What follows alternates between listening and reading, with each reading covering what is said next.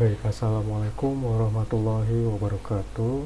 Perkenalkan, nama saya Rifki Tazaka Putra dengan NIM Gen 0403251158. Di sini saya dari kelas B atau B1 dengan prodi Teknologi Rekayasa Perangkat Lunak. Nah, pada kesempatan kali ini saya ingin mempresentasikan game, yaitu proyek akhir dari mata kuliah berpikir komputasional saya yang berjudul Warrior Stand. Next, jadi untuk latar belakangnya, game ini itu dilatar belakangi oleh ketertarikan saya pada genre action survival arena. Jadi saya itu terinspirasi dari game populer yaitu bernama HoloCure, di mana playernya itu harus bertahan hidup dari gelombang serangan musuh yang tiada henti. Nah, saya ingin mencoba mengadaptasi mekanisme seru tersebut ke dalam platform Scratch dengan gaya top-down yang sederhana namun menantang. Lalu next. Nah, tujuan utama dari proyek saya ini adalah penerapan nyata dari berpikir komputasional. Saya menggunakan dekomposisi untuk memecah masalah game menjadi bagian kecil seperti pergerakan musuh, pergerakan player, skor, dan lain-lain. Lalu untuk manfaatnya sendiri itu saya jadi dapat mengasah logika algoritma, terutama dalam mengelola banyak objek atau klon secara bersamaan dan memahami bagaimana collision detection itu bekerja dalam sebuah game. Lalu selanjutnya itu saya jadi memahami dasar-dasar pengembangan game seperti game loop, state management, dan variable scoring di platform Scratch. Nah, selanjut masuk ke dalam deskripsi game. Jadi, secara singkat, Warrior Stand ini adalah game survival di mana kita itu mengontrol seorang warrior atau prajurit di dalam arena. Objektifnya simpel, yaitu bertahan hidup selama mungkin dan kumpulkan skor setinggi-tingginya. Nah, game ini juga memiliki fitur item yang unik, yaitu area clear, yang bisa menyelamatkan pemain saat terdesak.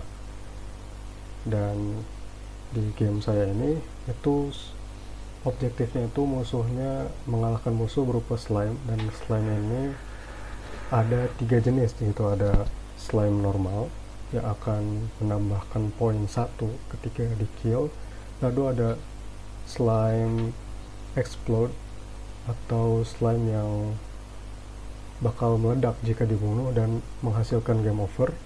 Lalu ada selanjutnya slime bonus, yaitu slime yang berbentuk tengkorak. Nanti itu dia bakal dalam interval waktu 10 detik itu bakal mengalihkan poin yang kita dapatkan itu dengan 5. Nah, untuk mekanisme utamanya sendiri, jadi untuk kontrolnya ini sangat familiar ya bagi para gamer. Saya menggunakan tombol WASD untuk bergerak ke 4 arah, W untuk atas, A untuk kiri, D untuk kanan, dan S untuk bawah. Lalu ada tombol spasi yang digunakan untuk menyerang musuh dengan pedang. Nah, tantangan utamanya itu gelombang musuh tuh bakal terus muncul. Jadi musuh slime itu bakal nge-spawn terus dari pinggir layar dan mengejar kita.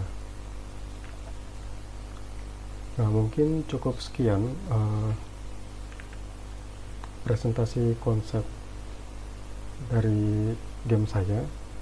Agar lebih jelas, mari kita langsung masuk ke demonstrasi gamenya. Oke, baik, di sini saya sudah berada pada Scratch, yaitu game saya bernama Warrior Stand. Jadi di sini ketika awal kita memencet green flag, ini bakal dihadapkan dengan menu utama yang berisikan, yang pertama itu ada judulnya, judul gamenya, yaitu Warrior Stand. Lalu ada 2 tombol, yaitu start dan setting. Nah, setiap mouse ini, pointer mouse ini ngehover ke salah satu tombol, itu bakal ngebuat tombolnya itu membesar gitu, seperti ini, seakan-akan dia itu interaktif gitu ya. Lalu jika kita pencet tombol settings di sini, nah kita bakal diarahkan pada tampilan seperti ini. Jadi kita bisa mengatur volume yang kita inginkan dengan slider seperti ini. Nah, jika kita klik tombol close di sini, maka akan balik lagi ke menu utama. Nah, jika kita memencet tombol start, maka akan langsung ke tampilan in-game seperti ini. Kita bisa mengontrol warriornya dengan WASD ya. A untuk ke atas, S ke bawah, D ke kanan, A ke kiri. Nah, space untuk menyerang. Nah, jika kita menyentuh slime-nya itu maka langsung game over atau warriornya mati ya. Nah, seperti yang sudah saya bilang sebelumnya di presentasi konsep, jadi slime atau musuh yang nge-spawn itu bakal ada 3 jenis, yaitu slime magma, slime normal yang warna hijau ini, lalu ada slime tengkorak yaitu slime bonus. Nah, di sini langsung saja kita coba bunuh slime. Waduh, sebentar ya. Coba kita bunuh slime normal. Nah, skornya nambah 1 kan di situ. Nah, selanjutnya jika kita mencoba membunuh slime bonus, nah skornya nambah 1, tapi dalam interval 10 detik di sini mulai sekarang skornya akan bertambah 5. Tuh. Nah, itu ada item bonus yaitu gems ya. Jadi yang seperti sudah saya sebutkan sebelumnya, itu bakal nge-clear arena sekitar warrior dari musuh-musuh yang ada di layar sekarang gitu. Tuh. Nah, karena interval 10 detiknya udah habis tadi ya, jadi bonusnya udah hilang. Tuh, sekarang nambah poinnya 1 lagi. Nah, sekarang kita coba membunuh slime magma ini. Meledak dan game over. Nah, kurang lebih seperti itu ya mekanisme utama dari game saya. Selanjutnya mungkin saya akan menjelaskan beberapa bagian kode blok yang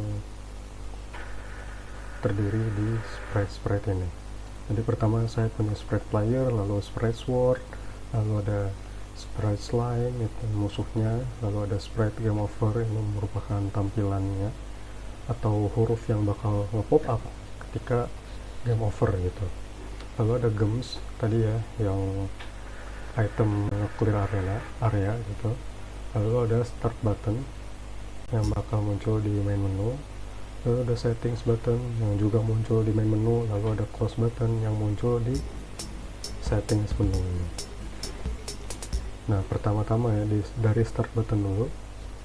Jadi di sini saya kan punya 3 backdrop ya.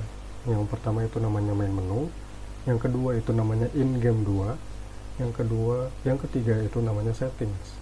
Nah, setiap dari backdrop itu berfungsi masing-masing, ada fungsinya masing-masing gitu.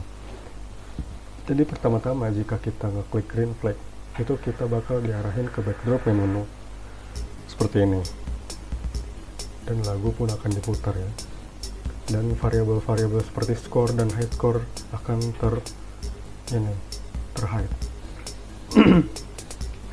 Lalu jika when I receive in-game, kita nge-switch backdrop ke in-game 2.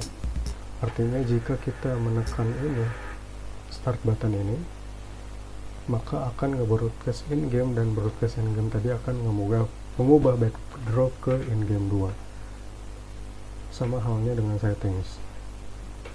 Jika kita nge-sprite when the sprite click atau ketika tombol setting ini diklik, maka akan nge-broadcast settings dan bakal nge-switch backdrop ke settings gitu. Oke, jadi mungkin cukup sekian yang bisa saya presentasikan, yang bisa saya sampaikan.